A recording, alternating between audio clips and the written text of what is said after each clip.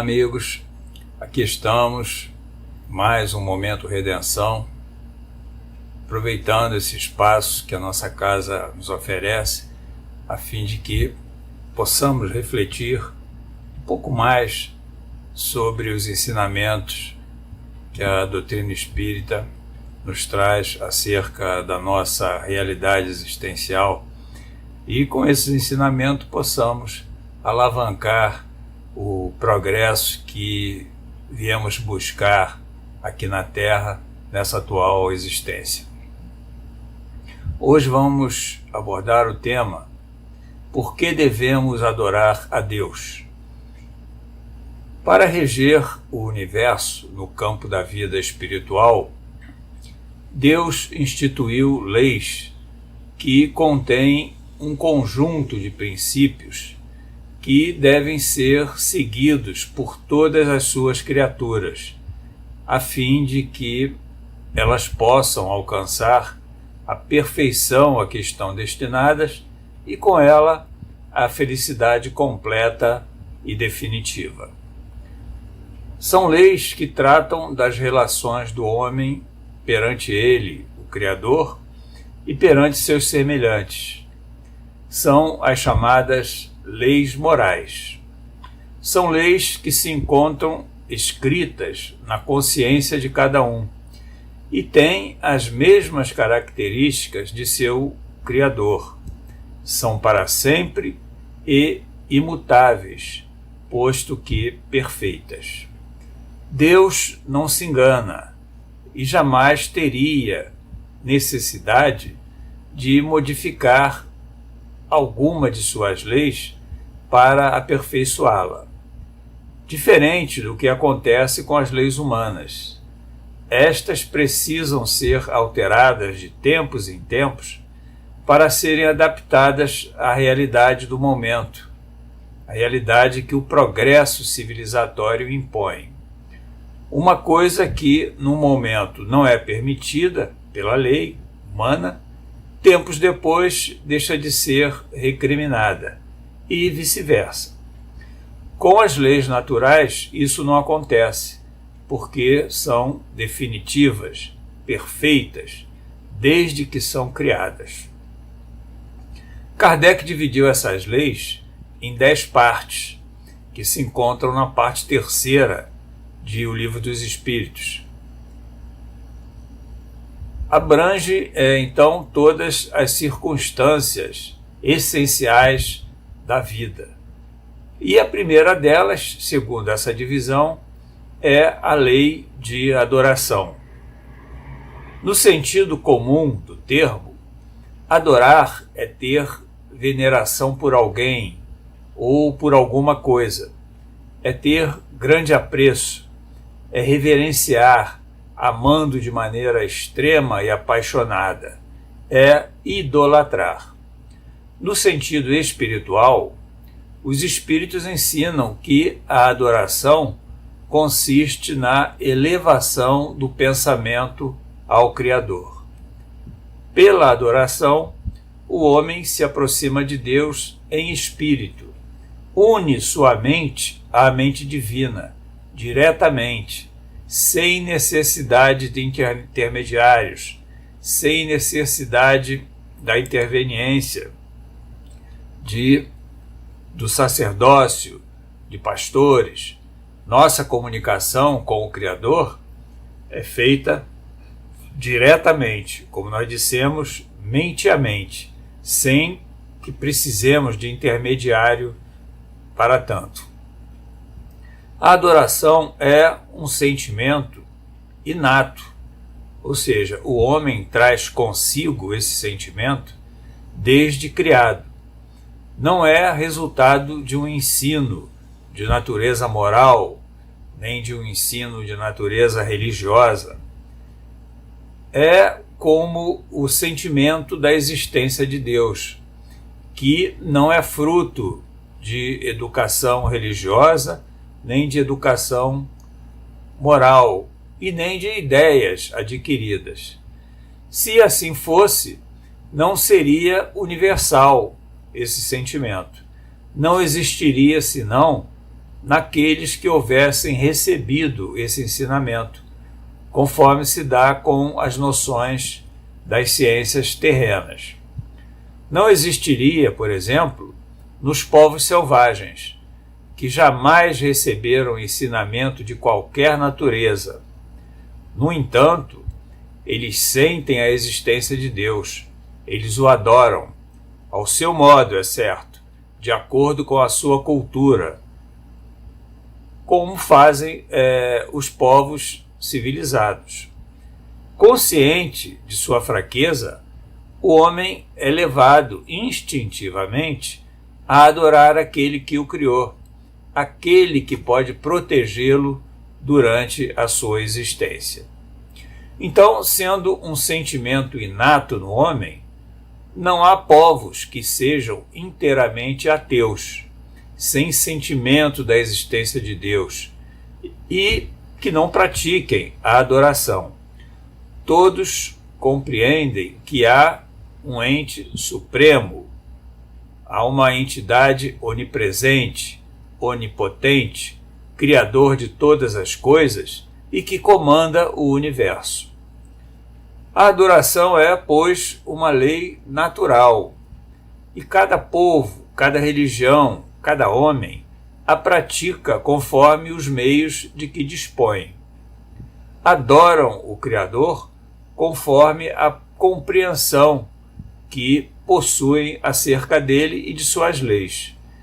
Uns praticam a adoração com rituais, com danças, com cultos religiosos, outros através de oferendas, de sacrifícios. É a chamada adoração exterior.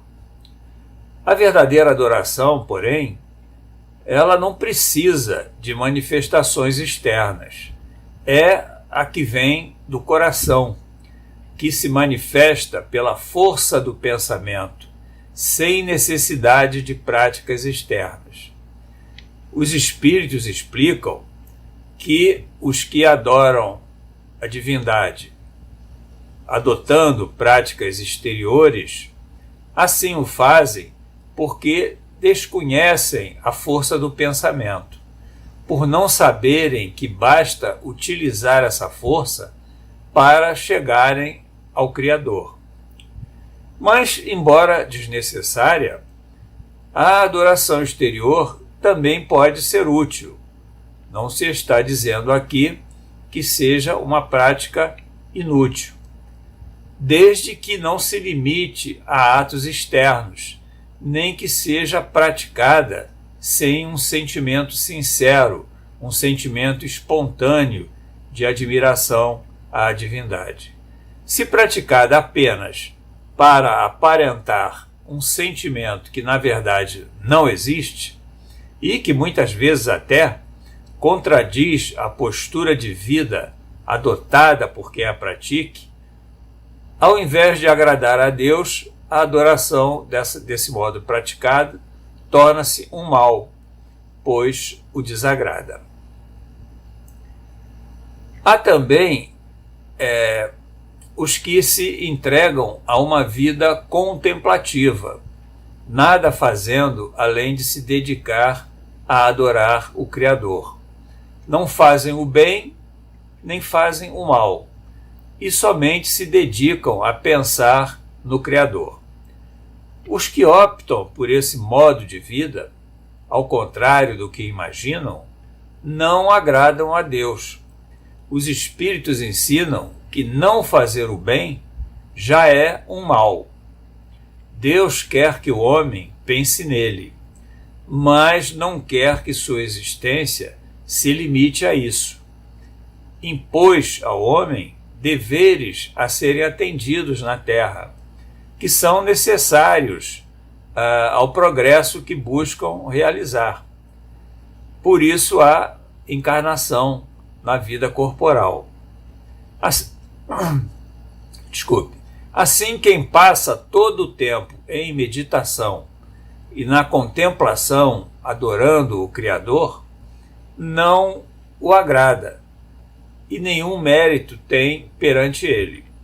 vive uma vida inútil à humanidade, ao seu semelhante e até a si mesmo. Na vida futura, lhe será pedido contas do que deixou de fazer e terá de suportar as consequências dessa escolha, por terem escolhido uma vida totalmente inútil, sem proveito, sem que colaborassem para a obra da criação. Mas Deus não tem preferência pelos que o adoram desta ou daquela maneira. Não há forma que mais lhe agrade. O que importa para ele é que a adoração seja sincera e que parta do coração. O que importa para Deus é que se faça o bem, se evite o mal e se obedeça à sua lei. Não que se pretenda honrá-lo com cerimônias, com oferendas, nem se busque tornar-se melhor, nem se livrar de sentimentos, de paixões inferiores, como orgulho, inveja, ciúme, hipocrisia, através de um formalismo religioso que nem sempre é sincero, nem sempre exprime o que vem de dentro do coração. Assim, existem diferentes maneiras de adorar a Deus, individualmente, a sós, com recolhimento, ou coletivamente, juntamente com outras pessoas. No Livro dos Médiuns, Kardec explica que uma reunião de pessoas é um ser coletivo, cuja força será tanto mais potente e cujas qualidades são a soma de todas as qualidades dos seus membros, formando uma espécie de feixe. Esse feixe, explica o codificador, será tanto mais forte quanto mais homogêneos forem os seus pensamentos e os propósitos da reunião. Por exemplo, 20 pessoas reunidas numa mesma intenção terão mais força do que uma só, desde que vibrem em comunhão de pensamentos, desde que vibrem com os mesmos sentimentos, com os mesmos propósitos.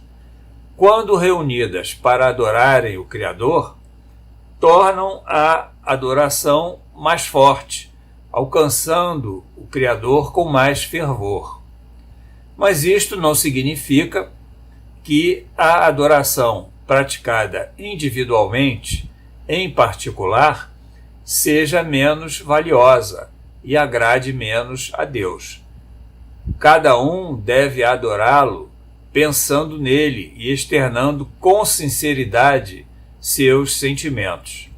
É o que realmente importa, não a forma como se adora, se em grupo ou a sós. Importa é que seja um sentimento que parta de um coração o mais puro possível, livre das impurezas que a vida terrena, principalmente, e aquelas que nós vimos acumulando ao longo das reencarnações, ainda são trazidas dentro do nosso coração. Mas o instrumento mais eficaz para se praticar a adoração, então, é a prece. A prece, por si só, já é um ato de adoração. Através da prece, o homem pensa em Deus, se aproxima dele e com ele entra em comunicação. É uma ligação direta que se estabelece com o Criador, como nós dissemos atrás, sem necessidade de intermediários. Nós não precisamos da assistência de ninguém para chegarmos até ele. Mente a mente, nós nos unimos ao Criador e fazemos chegar até ele os nossos pensamentos, os nossos sentimentos. Então, quando oramos com sinceridade, nós nos aproximamos de Deus, demonstramos nossa humildade e nos curvamos diante da sua providência. Quando oramos com sinceridade, a prece é sempre agradável a Deus. Desde que ditada com coração, de nada valem palavras quando não espelham o que o coração sente, a prece é sempre agradável, ela sempre traz um resultado positivo para a criatura. A prece sincera, feita com fervor e confiança, torna o homem melhor, na medida em que o fortalece para enfrentar as tentações do mal. É evitando o mal que o homem se torna melhor, se aperfeiçoa e caminha rumo à sua destinação final, que, como nós dissemos, é a perfeição. É através da prece que ele vai se fortalecendo para se despojar das imperfeições, dos sentimentos inferiores que ainda trazemos. Quando se ora com sinceridade e fervor, Deus envia bons espíritos para assistir aquele que ora. É, então, um socorro que jamais é recusado. Então, pela sua importância na nossa existência, a questão da prece, seus efeitos, o modo de fazê-la e o que pedir quando oramos foram preocupações constantes de Jesus enquanto esteve aqui na Terra. Foram objeto de seus ensinamentos em diversas passagens constantes no Evangelho. Aquele povo no qual Jesus encarnou, quando ele esteve inserido, povo judeu, praticava o religiosismo formal. Era um religiosismo rígido. Era um povo místico. Praticava muitos rituais, muitos cultos, muitas oferendas. Anualmente realizavam nos santuários um ritual em que o sumo sacerdote, que era a autoridade religiosa máxima, levava sangue de animais para oferecer a Deus. Com isso, pretendia-se demonstrar sua adoração em relação ao Criador. Ou seja, era uma adoração mais materializada, menos espiritualizada. Oferecia então o sumo sacerdote esse sangue para pagar os seus pecados e para obter favores espirituais, para pagar os pecados do povo. Acreditavam estarem assim agradando a Deus. Jesus, no entanto, veio e ensinou a adoração sem essas práticas, mostrando ser desnecessário qualquer tipo de oferenda, qualquer tipo de prática e de culto formal. Como dão notícia diferentes passagens do Evangelho, Jesus deixou vários ensinamentos demonstrando como devemos nos dirigir ao Criador através da prece. Recomendou então aos seus seguidores: quando orardes, não vos assemelheis aos hipócritas, que afetadamente oram de pé nas sinagogas e nos cantos das ruas, para serem vistos pelos homens. Digo-vos, em verdade, que eles já receberam sua recompensa. Quando quiserdes orar, entrai para o vosso quarto e, fechada a porta, orai a vosso Pai em secreto. Vosso Pai, que vê o que se passa em secreto, vos dará então a recompensa que buscais. Então, Jesus define claramente como devemos nos portar no momento da prece. Não devemos nos pôr em evidência, como faziam os fariseus de sua época. Os fariseus oravam de pé nas sinagogas ou nas esquinas das ruas para serem vistos. Eram sempre precedidos por arautos que iam à frente, anunciando ao povo que eles estavam vindo. Eles buscavam reunir o povo para ouvi-los. Então, esses fariseus que oravam dessa maneira, ensina Jesus, eles já receberam a recompensa pela prece. Eles queriam ser vistos, queriam ser admirados. Eles faziam preces longas, rebuscadas, com palavras bonitas, para serem admirados. E isso eles já alcançavam, porque eles eram realmente admirados pelo povo. Eles exerciam forte influência sobre aquele povo. Alcançaram, então, seus objetivos, ou seja, receberam o que queriam, que era a admiração do povo. Nada mais deveriam esperar da prece. Sendo a prece uma ligação direta com o Criador, é a Ele que devemos nos dirigir, sem necessidade de sermos vistos, sem necessidade de sermos admirados. Como recomendou Jesus, orando em secreto, temos maior concentração de pensamento. Não que essa prática de orar em secreto seja um ritual indispensável para que a prece produza efeitos, seja uma cerimônia. Não. A razão dessa recomendação é que quando estamos a sós, temos maior concentração de pensamento. Nosso pensamento não se desvia, não é chamado a atenção por outros que estejam próximos ou por algo qualquer que esteja acontecendo. Então, a prece ganha um impulso maior por não termos dispersado o nosso pensamento.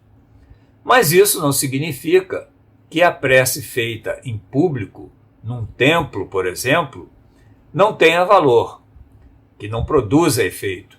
Se os que se acham reunidos oram com sinceridade, com bons sentimentos, que trazem o coração o mais limpo possível, dentro do nível de evolução em que nos encontramos, com os mesmos propósitos, se a prece parte de um coração sincero, ela sempre chegará a Deus, ela sempre terá uma resposta.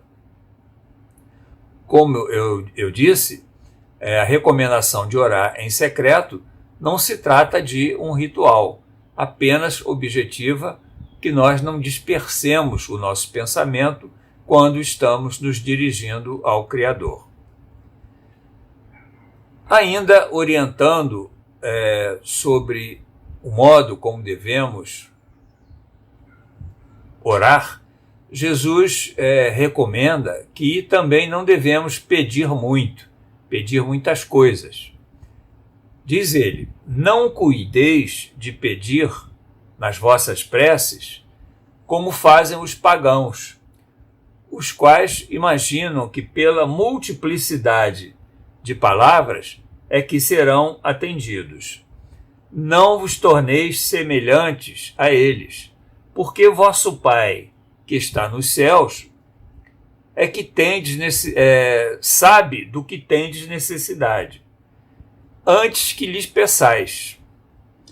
Então, é preferível uma prece curta, uma prece sincera, do íntimo do coração, meditada palavra por palavra, a uma prece longa, com frases bonitas, porém ditas mais com os lábios do que com o coração, sem meditar sobre as palavras que estamos pronunciando. Aquela prece, Pai nosso que está no céu, santificado seja o vosso nome, venha a nós o vosso reino, sem que se medite, sem que se reflita, palavra por palavra, o que significa a oração, o que significa aquilo que nós estamos reproduzindo por palavras. Por isso, Jesus destacou que não é pela multiplicidade de palavras que nós seremos ouvidos e atendidos, mas pela sinceridade delas. Não adianta uma prece longa. A prece tem que ser clara, tem que ser sincera, tem que ser dita, como nós já mencionamos aqui, que parta de um coração sincero e o mais limpo possível. Deus conhece as nossas necessidades antes mesmo que nós venhamos lhe expor, né?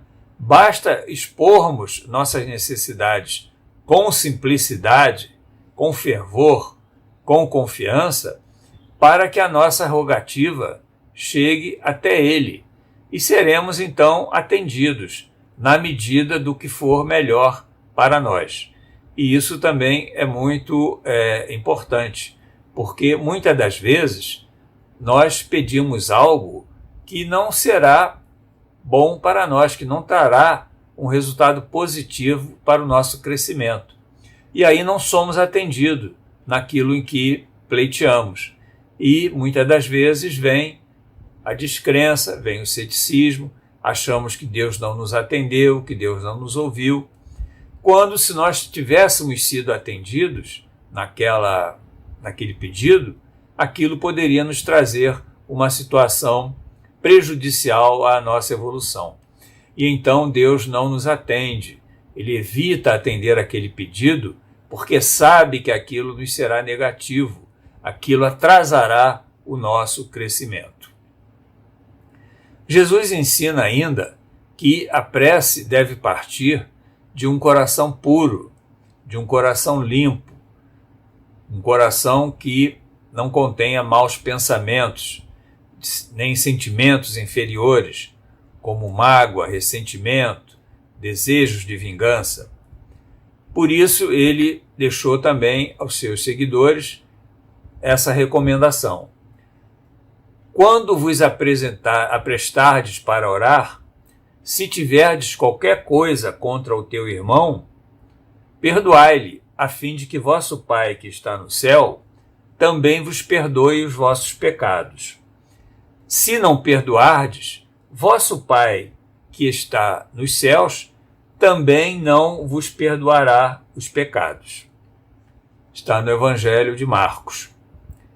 Então, antes de orarmos, recomendou Jesus que se tivermos qualquer coisa contra alguém, contra algum dos nossos semelhantes que está conosco a caminho, nós devemos antes nos apressar em perdoá-lo ou buscar-lhe o perdão, porque a prece não pode ser agradável a Deus se não parte de um coração livre de sentimento contrário à caridade, de um sentimento que demonstre um mau pensamento em relação ao nosso semelhante. E se nós não perdoarmos aquele que nos ofendeu, o nosso Pai que está nos céus também não perdoará os nossos pecados, como Jesus ensinou na oração dominical.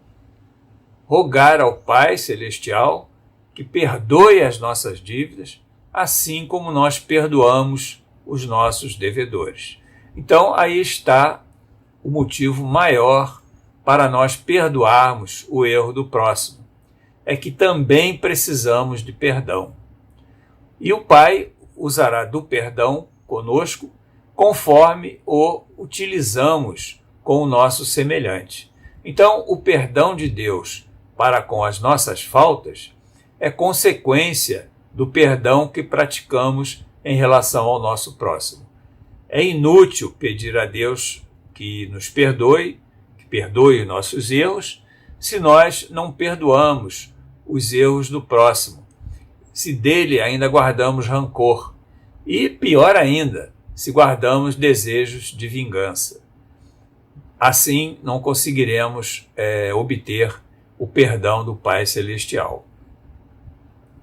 Recomendou por fim Jesus que nós oremos com humildade e não com orgulho, como faziam os fariseus de sua época e que nós já mencionamos aqui, que se consideravam justos, se consideravam pessoas santas e desprezavam os outros, desprezavam o próximo.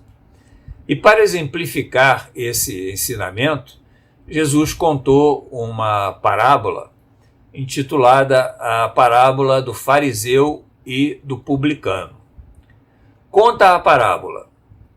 2 homens subiram ao templo para orar. Um era fariseu, o outro publicano. Publicano eram aqueles cobradores de impostos, eram aqueles que estavam a serviço do Império Romano para cobrar impostos do povo judeu. Eram, por isso, mal vistos.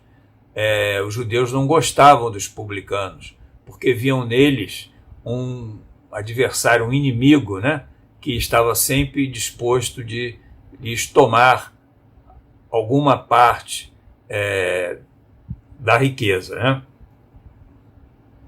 Eram, então, os coletores de impostos, arrecadadores de taxas públicas, mas eram pouco escrupulosos e por isso eram rejeitados e discriminados pelos judeus.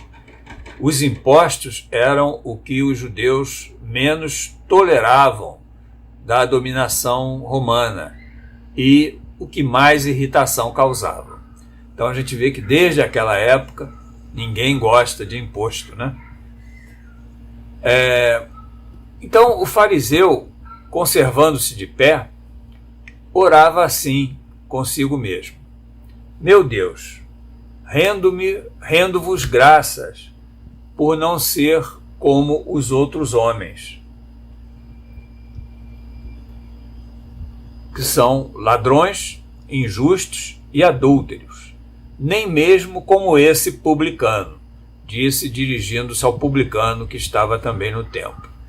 Jejuo 2 vezes na semana, dou o dízimo, de tudo que eu possuo dou o dízimo. O publicano, ao contrário, conservando-se afastado, não ousava sequer erguer os olhos ao céu. Não batia no peito como o fariseu, dizendo-se criatura santificada. Ao contrário, batia no peito, dizendo-se um pecador, pedia a Deus piedade. Diz Jesus: declaro-vos que este, quer dizer, o publicano, voltou para sua casa justificado, ou seja, perdoado por seus equívocos. E o outro, o fariseu, não, porquanto aquele que se eleva será rebaixado, e aquele que se humilha será elevado. É a narrativa de Lucas. Então, a parábola mostra, com muita clareza, que a postura adotada pelo fariseu para orar, exibindo-se, autoelogiando-se, de pé, para ser observado, demonstrava ser ele possuidor de um sentimento de orgulho que era característico daquele segmento. Suas palavras, como relata o evangelista, eram repletas de arrogância, de presunção. Atribuía a si merecimentos de que se orgulhava, sentindo-se uma pessoa sem mácula, sem erro. Diz que não é como os outros homens, que são ladrões, injustos e adúlteros, considerando-se assim mais perfeito que todos. Ao ver o publicano, ainda acrescenta com desprezo que não era como aquele publicano, colocando-se então em posição de superioridade em relação a ele. Não expressava o fariseu qualquer demonstração de adoração a Deus, pois em momento algum louvou o Criador, nem agradeceu-lhe. Limitou-se a se auto-elogiar, a se auto-exaltar. Já o publicano, que praticava atos pouco lícitos, como nós dissemos, como cobrador de impostos, fazia sua prece de modo totalmente diferente. Orava como recomendou Jesus, num canto do templo, com sinceridade, curvado, reconhecendo seus erros, numa demonstração de humildade, pedindo perdão por eles. Reconhecia-se imperfeito e rogava a Deus piedade, dizendo-se um pecador. Então conta a parábola que foi o publicano, esse pecador que trazia uma cota de atos ilícitos em sua história, e não o fariseu, quem se retirou do templo justificado, ou seja, quem teve sua prece ouvida e foi atendido pelo Criador. Então Jesus deixa a lição de que devemos orar como o publicano, com humildade, e não com orgulho, como fez o fariseu, se auto-enaltecendo. Devemos orar examinando os nossos defeitos e não exaltando as nossas qualidades, porque Deus as conhece. Qualidades que nós eventualmente já conseguimos conquistar ao longo da nossa existência, Deus as conhece. E quando nós lhe expomos os nossos defeitos, Ele também conhece os nossos defeitos, mas nós estamos demonstrando estamos demonstrando humildade, estamos reconhecendo que somos portadores desses defeitos e que queremos nos modificar. E conclui então Jesus com o ensinamento: aquele que se eleva será rebaixado, aquele que se humilha será elevado.